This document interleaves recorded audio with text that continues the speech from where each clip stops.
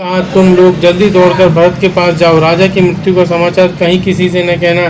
जाकर भरत से इतना ही कहना कि दोनों भाइयों को गुरुजी ने बुलवा भेजा है। मुनि की आज्ञा सुनकर धावन दूत दौड़े। वे अपने वेग से उत्तम घोड़ों को भी लजाते हुए चले। जब से अयोध्या में अनर्थ प्रारंभ हुआ, तभी से भरत जी को अपशकुन होने लगे। वे रात को भयंकर स्वप्न देखते थे और जागने पर करोड़ों तरह की बुरी बुरी कल्पना किया करते थे। अनिष्ट शांति के लिए वे प्रतिदिन ब्राह्मणों को भोजन कराकर दान देते थे। अनेकों विधियों से रुद्राभिषेक करते थे। महादेव जी को हृदय में मनाकर उनसे माता पिता, कुटुंबी और भाइयों का कुशल क्षेम मांगते थे। दोहा, यही विधि सोचत भरत मन धावन पहुँचे आई। गुरु अनुशासन श्रवण सुनी चले गणेशु मनाई। सियावर श्री रामचंद्र की जय। कर रहे थे कि दूत आ पहुंचे। गुरु जी की आज्ञा कानों से सुनते ही वे गणेश जी को मनाकर चल पड़े। हवा के समान वेग वाले घोड़ों को हाँकते हुए वे विकट नदी, पहाड़ और जंगलों को लांघते हुए चले। उनके हृदय में बड़ा सोच था, कुछ स्वाता नहीं था। मन में ऐसा सोचते थे कि उड़कर पहुंच जाऊं। एक एक निमेष वर्ष के समान बीत रहा था। इस प्रकार भरत जी नगर के निकट पहुंचे। नगर में प्रवेश करते समय अपशकुन होने लगे। कोई बुरी जगह बैठकर बुरी तरह से काँव काँव कर रहे हैं। गधे और सियान विपरीत बोल रहे हैं। यह सुनकर भरत के मन में बड़ी पीड़ा हो रही है।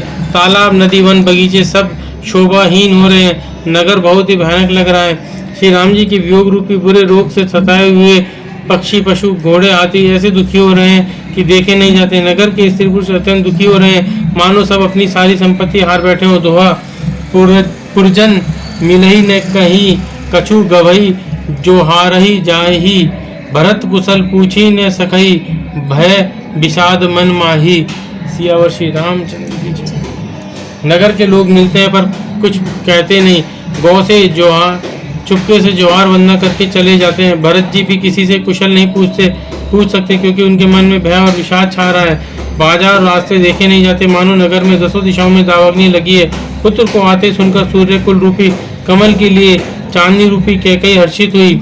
वह आरती सजाकर आनंद में भरकर उठ दौड़ी और दरवाजे पर ही मिलकर भरत शत्रुघ्न को महल में ले आई। भरत ने सारे परिवार को दुखी देखा, मानो कमलों के वन को पाला मार गया हो। ये कैकेयी इस तरह हर्षित दिखी है मानो बिल्ली जंगल में आग लगाकर आनंद में भर रही हो। पुत्र को सोच और मन मारे बहुत उदास देखकर वह पूछने लगी, हमारे नहर में कुशल तो है? भरत जी ने सब कुशल कह सुनाई। फिर अपने कुल की कुशल क्षेम पूछी। भरत जी ने कहा, कहो पिताजी कहाँ हैं? मेरी सब माताएं कहाँ हैं? सीता जी और मेरे प्यारे भाई राम लक्ष्मण कहाँ हैं? दुआ, सुनी सुत बचन स्नेह में कपट नीर भरी नैन। भरत श्रवण मन सूल सम, पापिनी बोली बैन। सियावर श्री रामचंद्र। पुत्र के स्नेह में वचन सुनकर नेत्रों में कपट का जल भरकर पापिनी कह गई। भरत के कानों में और मन में शूल के समान चुभने वाले वचन बोली, हे तात, मैंने सारी बात बना ली थी। बेचारी मंत्रा सहायक हुई, पर विधाता ने बीच में जरा सा काम बिगाड़ दिया। वह यह कि राजा देवलोक को पधार गए। भरत ये सुनते ही विषाद के मारे विवश बेहाल हो गए, मानो सिंह की गर्जना सुनकर हाथी सहम गया। वे तात पुकारते हुए अत्यंत व्याकुल होकर जमीन पर गिर पड़े और विलाप करने लगे कि हे तात, मैं आपको स्वर्ग के लिए चलते समय देख भी न सका। हाय, आप मुझे श्री राम जी को सौंप भी नहीं गए। फिर धीरे धरकर वे संभल कर उठे और बोले, माता पिता के मरने का कारण तो बताओ। पुत्र का वचन सुनकर कैकेयी कहने लगी, मानो मर्म स्थान को पाँचकर चाकू से चीरकर उसमें जहर भर रही हो। कुटिल और कठोर कैकेयी ने अपनी सब करनी शुरू से आखिर तक बड़े प्रसन्न मन से सुना दी। दुआ, भरतई बसरेऊ पितु मरण, सुनत राम बन गोनु।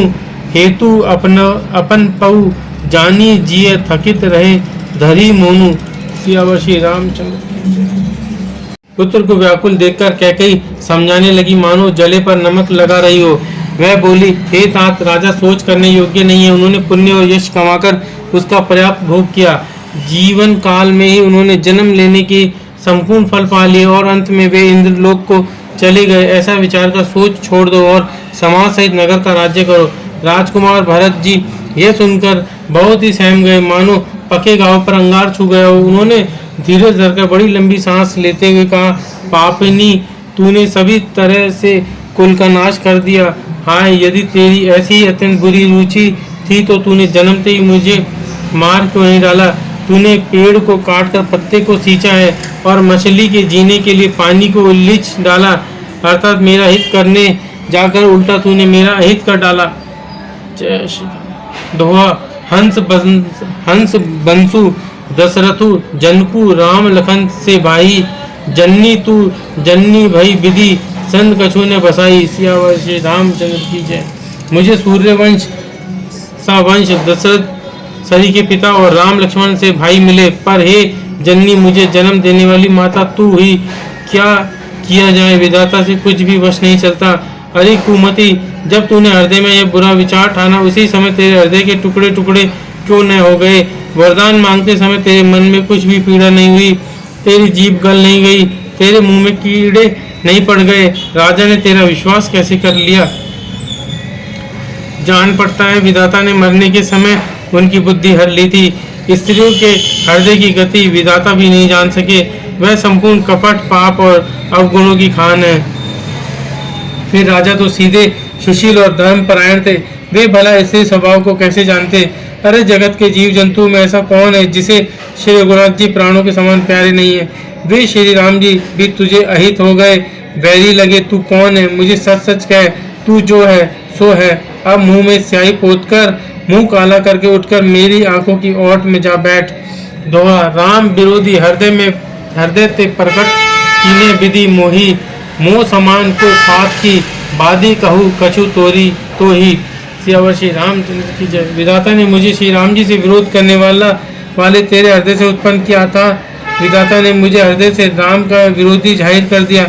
मेरे बराबर पापी दूसरा कौन है? मैं व्यर्थ ही तुझे कुछ कहता हूँ। माता की कुटिलता सुनकर शत्रुघ्न जी के सब अंग क्रोध से जल रहे हैं, पर कुछ वश नहीं चलता। उसी समय भांति भांति के कपड़ों और गहनों से सजकर कुबरी मंथरा वहां आई। उसे सजी देखकर लक्ष्मण के छोटे भाई शत्रुघ्न जी क्रोध में भर गए, मानो जलती हुई आग को घी की आहुति मिल गई हो। उन्होंने जोर से तककर कुबड़ पर एक लात जमा दी। वह चिल्लाती हुई मुंह के बल जमीन पर गिर पड़ी। उसका कुबड़ टूट गया, कपाल फूट गया, दांत टूट गए और मुंह से खून बहने लगा। वह कराहती हुई बोली, हाय देव, मैंने क्या बिगाड़ा जो भला करते बुरा फल पाया? उसकी यह बात सुनकर और उसे नख से शिखा तक दुष्ट जानकर शत्रुघ्न जी झोंटा पकड़कर उसे घसीटने लगे। तब दयानिधि भरत जी ने उसको छुड़ा दिया और दोनों भाई तुरंत कौशल्या जी के पास गए।